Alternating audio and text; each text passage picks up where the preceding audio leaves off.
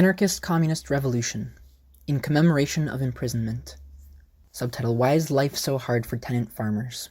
Translated, Museifu Kyosan Kakumei. Written by Uchiyama Gudō in 1908. Read by Naomi Kirst-Schultz, July 15th, 2022. You tenant farmers, you who produce food, the most important thing for human beings, the one thing we cannot do without. You all, since the old times of your ancestors, have worked hard to produce food, this most essential thing of all, but every year ends in scarcity for you. What sort of bad luck is this? Is it because of what the Buddhists call bad retribution from your past lives? But seriously, folks, if today in our world of the 20th century you are still deceived by this kind of superstition, you will really end up like cows and horses. Are you folks happy about being still poor every single year and complaining that what you have is not enough? Suppose that during the cold winter, you could take your aging parents to Zushi or Kamakura or Numazu or Hayama because they hate the cold and so that they can take some rest in one of those places. In that case, you could still bear your situation. Again, if in the hot summer you could take your ailing wife and children to Hakone or Nikko, where they could find some relief from the heat, even if this year you don't have enough, you could still find some comfort. Suppose that, in order to send your eldest son to Germany to study, his little brother to the university, and your eldest daughter to a women's high school, you had to sell 100 hectares of forest, or pledge 50 hectares of arable land as collateral for a loan. Even so, counting on the good things that await you in the future because of that investment, your conversations with your wife in bed would not be so gloomy or painful. However, when you folks complain all year long, every year, that you don't have enough, it's certainly not because you allow yourselves such luxuries. You don't buy a new kimono just because it's New Year, or Obon. In our 20th century world civilization, architectural technology has made many advances, but in spite of that, your houses haven't changed for a long time. In fact, your houses are exactly the same as they were 500 or 1,000 years ago, but all of this is quite obvious. In order to buy a kimono, you have to give money to a mercer. For the house, you have to pay the wages of the carpenters. But you folks, unfortunately, don't have such money. That is why your kimonos are always in rags, and your houses are like animals' burrows. On the other hand, since you produce food, do you eat food of the best quality? Of course not. The best rice is taken by the landowner, and you have to eat millet or barley. Still, you work much more than the landlords and the merchants. In spite of that, every year you must suffer penury. That is the tenant farmer's fate. Why is it so? There's a song saying, "Why are you so poor? If you want to know the reason, I will tell you. That's because there is vermin that sucks people's blood. They are the emperor, the rich, and the big landowners." Folks, try to think. Of what you produce with your sweat all year long, half is taken by a thief called the landlord. With the half that's left, you buy sake, soy sauce, salt, and manure. But on the sake, on that manure, on everything, nothing excluded, there are taxes, money that is taken by that big thief called the government. On top of that, other thieves called merchants make their own profit. And that's why folks like you, tenant farmers, who don't own your own land, will never be able to avoid poverty throughout your life, no matter how hard and earnestly you work. And it could still be acceptable if that were all. If you have a son after you raise him in poverty, how glad you are that he can finally help you making even just one more ridge in the field, so that you can hope to be able to just barely avoid borrowing money. But at that point, when your son is 21, he is taken by the army no matter how you hate that. And then for 3 years you have to send him money, while, and you don't even want to hear about that, he is trained to become a murderer. And then, if there is a war, he is forced to go to a bloody place where he either kills people or is himself killed. There are even fathers who, during the 3 years their son is taken away from them by the army, are forced to go begging with their wives and other children. There are so many young people in the army who, because their families are poor and cannot send them money, are hazed by their senior comrades and end up hanging themselves, or jumping into a river, or killing themselves on a railway. This is how they harass you, you tenant farmers. You folks wake up early in the morning with the birds and work until dark, and yet cannot get rid of poverty. Why does all this happen? We are all born as human beings, but if you are born in a family of landowners or rich people, you can play at school or abroad until you are 24, 25, or even 30. And then, when you go back home, you can escape the summer heat to a cool place, and you can build a house on the warm coast and spend winter there leisurely. Isn't it so? They wear silk kimonos without having to pick up even one single leaf of mulberry, and live in luxury, drinking sake and eating meats as they please. They enjoy themselves without doing anything all their life. You folks perhaps don't know it, but the big landlords and the rich open 2,000 or 3,000 yen for one person to enjoy their summer months in Nikko or Hakone, don't they? I mean 3,000 yen. There's no way you folks could make that much money even if you work all day without resting, without eating much, from when you are 20 until when you are 50. And those people don't even have to join the army. Tenant farmers, I'm sure you'd like to live a life of luxury, like those rich people and big landowners, to have fun and eat good food once in a while. But you can't do that, because you hold on to some particular superstitions, and because since the old time of your ancestors you have treasured those superstitions. You cannot even dream of a life of luxury like the landowners and the rich enjoy. But if you folks listen to what we have to tell you and just give up these superstitions now, you will truly become free men, able to live in comfort. However, if you give up these superstitions, the emperor and the rich will no longer be able to afford their own life of ease and luxury, and so from ancient times the emperors and the daimyos have been cheating you by telling you that these superstitions are precious and essential things. Therefore, you should not forget that for you folks, today's emperor and ministers, and in the past the Tokugawa and the daimyos from the ancient times of your ancestors, are your greatest enemies, against whom you should have piled up many grudges. Even today, in the Meiji era, it's the same thing. The government, using everyone from university professors down to elementary school teachers, is doing everything in its power to prevent you from giving up these superstitions. And you folks, you are thankful for that, and that is why you won't be able to get rid of poverty for all your life. No, not just your own life, but also the lives of your descendants. Now, what are these superstitions that school teachers teach you and your children? A superstition is a wrong idea that one holds precious like a sacred thing.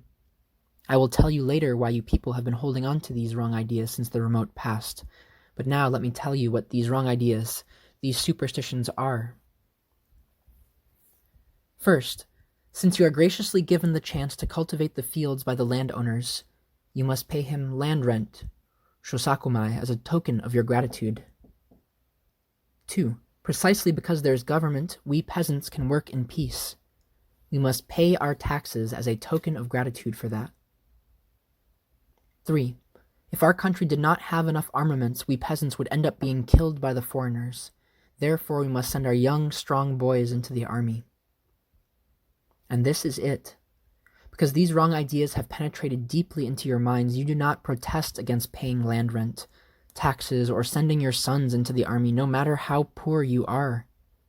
If someone told you it's okay not to pay your land rent, it's okay not to pay your taxes, it's okay not to send your beloved son to the army, you would think such a person is a rebel or a traitor to the country, and you would not listen or read about such ideas, even though these ideas are in fact meant for your freedom and for improving your life.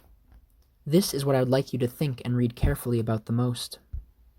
Now, why do some people say it's okay not to pay rent to the landowners? Well, the fields that you tenant farmers cultivate, try to leave them alone from spring until fall without plowing, sowing, and fertilizing them. When the fall comes, there will not be a single grain of rice. In the summer, no one will be able to harvest even half a grain of barley. If you think of it this way, one immediately understands. Rice ripens in the fall and barley in the summer only because you tenant farmers work without rest all year round. If you think of it this way, the rice and the barley that result from your own work all belong to you, tenant farmers. Why in the world should one give half of it to the landowner? That's nonsense. The land originally existed in nature, and our ancestors developed it so that they could grow food. Why is it that he who takes possession of the things he himself has harvested after cultivating the land is called a rebel? For a long time, you tenant farmers have been robbed by the landowners, but now, right now, if you awaken from your delusion, you can finally take your revenge, not only by not paying your annual rent, you also have the right to take back the barley and the money accumulated in the landowner's storehouse. It is definitely not thievery to take away everything from inside the landowner's storehouse. On the contrary, to recover what has been taken away from you, tenant farmers, and from all of us over a long time, is an honorable endeavor. Next, why is it okay not to pay taxes to the government? Tenant farmers, there is no need for complicated arguments. You farmers, just how is your life better thanks to the existence of the government? If there's just one little thing we are grateful to His Excellency, Mr. Government, tell me. Since of old it is said that you cannot win against crying babies and the land steward. Indeed, the exercise of odious oppression is the job of those in power, isn't it? You tenant farmers work hard and pay your taxes honestly in order to support those hideous people, and as a consequence, you remain poor. This is the maximum of stupidity. Folks, let's stop paying taxes to the stupid government and let's ruin those hideous people as soon as we can. Then, let's take back the wealth that the government has stolen from us over a long time through force and oppression, from the time of our ancestors, and let's keep it in common. That is your natural right, and people who love justice should actively rebel against the government for freedom and a better life for all. To destroy the present government and establish a free country without an emperor is not treason, but an action appropriate to heroes who love justice. Why is this so? The boss of this government, the emperor, is not the son of a god, as the school teachers deceivingly tell you. The ancestors of the present emperor came from a remote corner of Kyushu, murdering and stealing. They eventually killed one of their fellow brigands, Nagasune Biko. It's as if Kumasaka Chohan or Shuten Doji from Oiyama had won. It is easy to understand that the emperor is not a god if you just think about it. One might think that he is actually a god just because his dynasty has continued for 2,500 years, but in fact, for all this time he has been tormented by his guards on the outside, and inside he has been treated as a toy by his own servants. Even now in this Meiji era, it's just the same. The emperor, they say, has been suffering because of internal politics and international relations. However, one reaps as one has sown, and this suffering of the emperors is all of his own making, and none of our concerns. Rather, because of him, you tenant farmers have troubles every single day getting enough food to eat, in spite of your earnest labor. They say that Japan is the land of the gods, but you tenant farmers have little to be thankful for that. That bunch of wimps, university professors and scholars, cannot say or write about all these obvious things. Instead, they tell the people hundreds of lies to the point that they end up deceiving themselves. Elementary school teachers are especially at pains to teach about being grateful to the emperor, but are gradually getting better at telling lies, and every year on the occasion of the 3 great holidays they teach you and your children, looking as if they didn't know any better, that the emperor is the son of the gods. You are taught that you must work hard and serve this descendant of thieves who wears the mask of a god, and because of that you folks will be forever unable to get rid of poverty. After hearing all of this, even the most patient among you would most certainly decide to join the revolutionary movement, even at the cost of your own lives, to take back what has been stolen from all of you. Farmers, because of those old superstitions, you have believed that if the country has no army, the common people will not survive.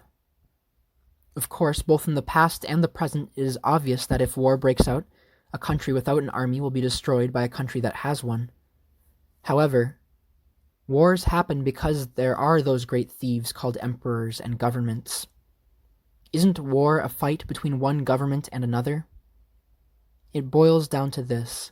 Because thieves fight among themselves, the common people suffer.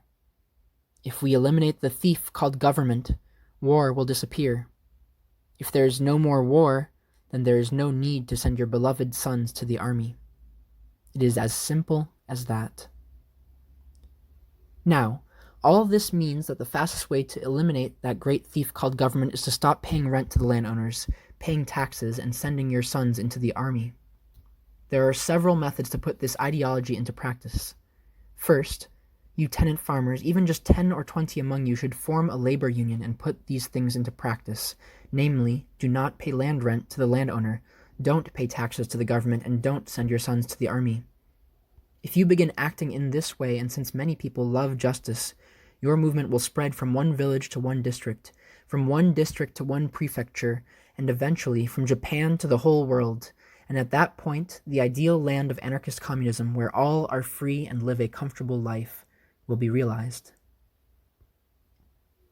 Nothing can be realized without sacrifice. If you want to join us, for the sake of justice, let's start the movement even at the risk of our own lives. On June 22, 1908, in the capital of the Empire of Japan, I and some 10 other comrades raised the red flag of anarchist communism and declared our resistance against the emperor. And on August 29th of the same year, we were convicted. I printed this booklet to commemorate the imprisonment of Osugi Sake, Arahata Shozu, Sato Satori, Momuse Susui, Otsunomiya Takuji, Morioka Eiji, Sakai Toshihiko, Muraki Genjiro, Osuga Sato, Yamakawa Hitoshi, Oguri Rei, and Tokunaga Yasunosuke. This booklet should be used by the few comrades in the capital to continue to spread our message during the absence of our imprisoned comrades until they get out of prison in 1 or 4 years. Those of you who, after reading this booklet, understand that the coming revolution is for the realization of anarchist communism, please send letters or postcard to our comrades in prison. This is their only consolation, but it is also a gospel to study the courage of the fighting heroes. Please address the letters to our comrades in prison. Clearly write also the name and address of the sender. This booklet awakens you from your long-lasting superstitious dreams and urges you to participate in our revolution that will take place in the near future. The content of this booklet has to be spread widely and deeply so that people do not misunderstand our reasoning. I hope this message will be spread to as many people as possible, people who will not be afraid even of throwing dynamite for the cause of anarchist communism. I also hope that those people who, after reading this booklet, do not agree with us will still think seriously about whether our present society is a just society, and whether our ideals will perfect this society or not. This has been Anarchist Communist Revolution in Commemoration of Imprisonment, written by Uchiyama Gudō, 1908. Read by Sen Naomi Kirst-Schultz, July 15th, 2022. Thanks for reading.